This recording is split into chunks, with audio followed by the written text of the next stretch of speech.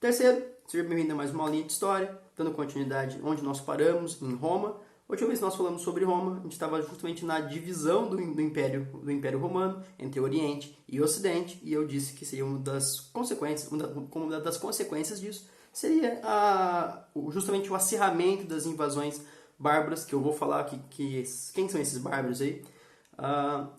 Essas invasões se tornam um pouco mais acirradas e a divisão do Império já estava difícil de se controlar, de se administrar, acaba por ruir aí em breve. Mas só um minutinho na verdade a parte Oriente não vai cair com essas invasões, ok? Então, quem faz essa divisão justamente é o Teodósio. O Teodósio lá, sim, o Teodósio que teve perguntas sobre ele lá no nosso grupo. Mas antes dele, o Constantino fundou uma antiga colônia grega chamada de Bizâncio. A cidade começou a ser chamada de Constantinopla, que hoje é a atual Istambul. E Constantinopla foi construída onde? Bom, foi construída bem num ponto de rotas de comércio marítimas entre o Mar Mediterrâneo e o Mar Negro. Então, desde a sua concepção, a gente consegue ver que Constantinopla tinha uma posição geográfica muito privilegiada.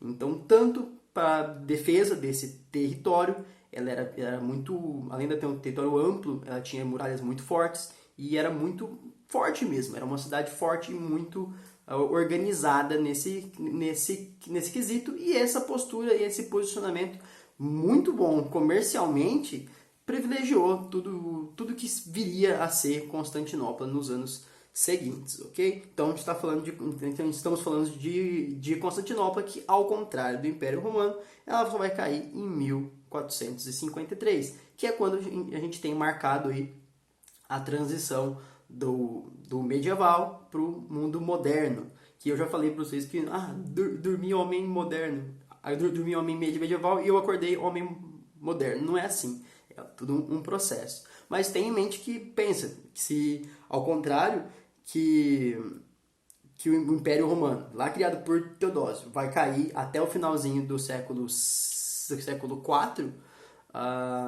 aqui não vai acontecer isso. Constantinopla vai se perdurar, Constantinopla vai continuar durante muitos e muitos anos, inclusive como referência militar e referência comercial. Tenho isso em mente. Então, aí chegamos na conclusão desse império.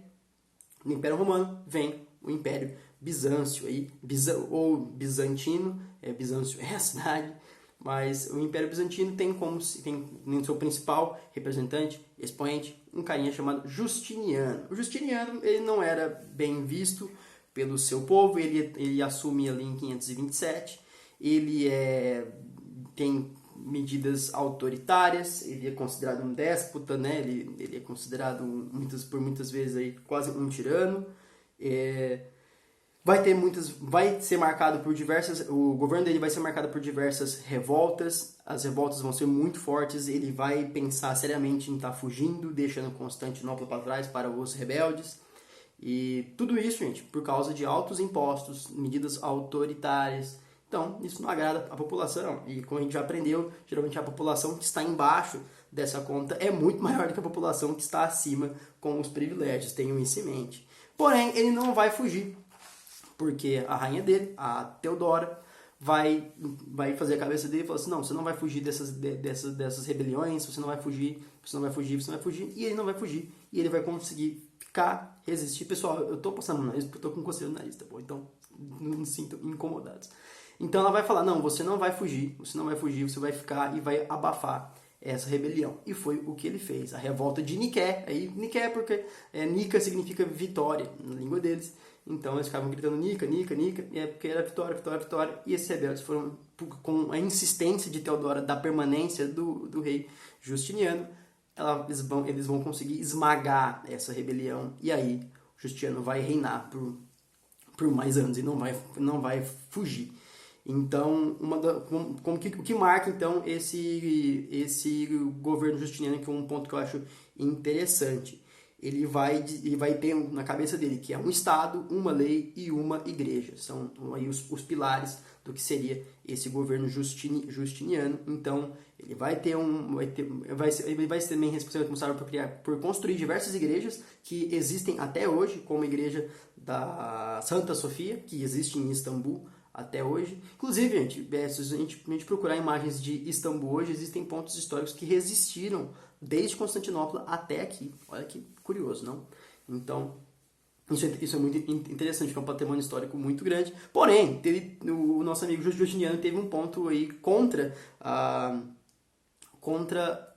essa questão do patrimônio histórico, porque um dos traços que vai marcar o governo dele é a iconoclastia, que eles vão ser contra os ícones, os ídolos, né? Então, imagens de santos, eles não vão gostar.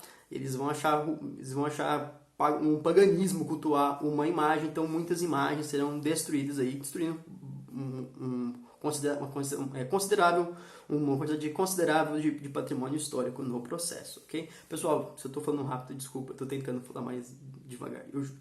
E também vai ser marcado por ser um governo teocrático e também marcado por não ser um monarca. Como estou chamando de rei, sim, ele é um monarca. E não era, como eu já disse para vocês, ele não era um bom monarca. Pessoal, novamente, estou indo para baixo por causa das minhas colinhas.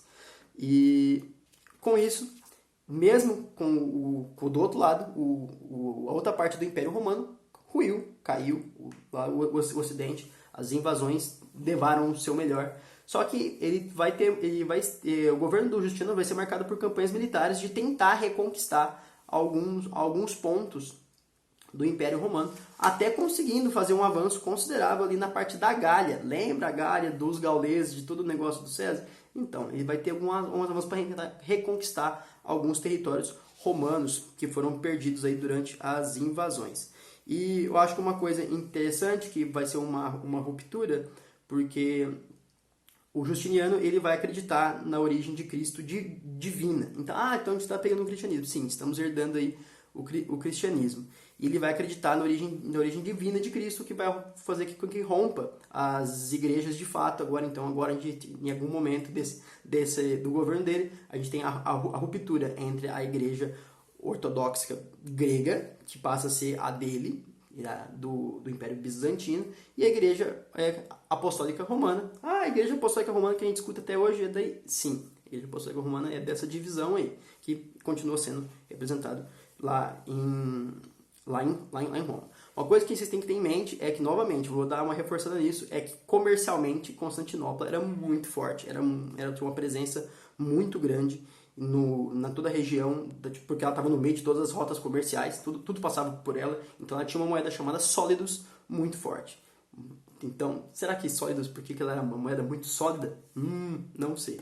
Então, temos aqui marcado já como que era a religião, como que era esse governo do Justiniano, como que era essa parte comercial, essa parte econômica. Então,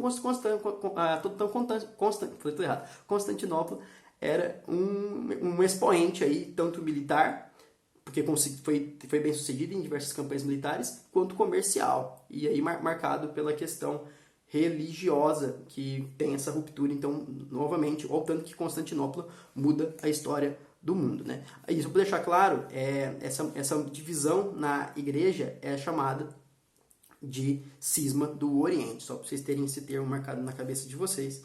E é isso. E pensem num detalhe, tudo isso marcado com a influência, né? Todo o poder que a Teodora também era uma líder muito forte ao lado do rei Justiniano. Afinal, se não fosse ela, o Justiniano tinha só fugido de Constantinopla e os rebeldes tinham tomado aí contra as revoltas de altos impostos e o autoritarismo desse nosso imperador, desse momento do Império Bizantino, ok? E isso vai mudar bastante, gente. Vai ter diversos governos Constantinopla ao longo da história. Tenham isso em mente também. Na queda dela, Constantinopla vai continuar existindo, uma vez que Istambul está aí hoje. Então vai continuar existindo e só vai se ressignificar, vai se transformar. Tenham em mente isso, que nada se destrói, tudo se ressignifica, se assimila e vira uma outra coisa. Um ponto interessante que eu quero deixar claro aqui é a questão das invasões bárbaras. Gente, quem eram esses bárbaros? Bom, bárbaros era um nome atribuído ao outro, ao medo do outro. Então, qualquer povo que eu não compreendia, que não era romano, era bárbaro. Quer dizer que eles eram os bárbaros que vocês podem imaginar? Do Conan, gigante com espada, e eles andavam seminus de tanguinha de pele? Não, não necessariamente. Pode ser que sim, mas não necessariamente. Então, tudo que não era romano era tido como bárbaro. E o que isso quer dizer? Quem que eram os bárbaros de verdade? Bom, os bárbaros eles viviam no limite, né, lá nas fronteiras do Império Romano, e eram geralmente os povos germânicos, ali bem para frente do rio Reno. E então esses eram esses povos. Então tenha em mente que tudo que é chamado de bárbaro é apenas porque não era romano, não tem um peso necessariamente nisso. Um ponto que eu vou deixar para resolver no próximo vídeo, para não ficar muito grande, então eu vou pausar aqui, vamos parar essa parte aqui e até a próxima parte, ok? Então, espero que tenham gostado. Se você assista quantas vocês quiserem, escrevam aqui quando vocês assistiram, não esqueça de comentar e até a nossa segunda parte. Até já. Tchau, tchau.